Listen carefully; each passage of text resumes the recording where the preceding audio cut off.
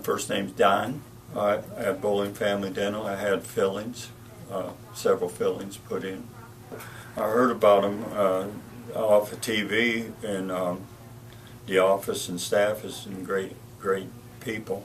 Well, the thing, I will be back. It's my first trip, but I will be back, and the staff, the doctor, even the front desk staff, it was tremendously nice. Oh yeah, I came with all kinds of fears of what was going to happen, but everybody here just relieved the fears, and there was no fears after they started doing the work.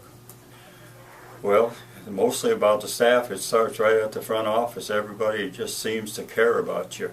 All the nurses and the doctor, no telling how many times they ask if you're making it okay. They're all seem to be real kind, and they're really concerned about your health and how you're making it.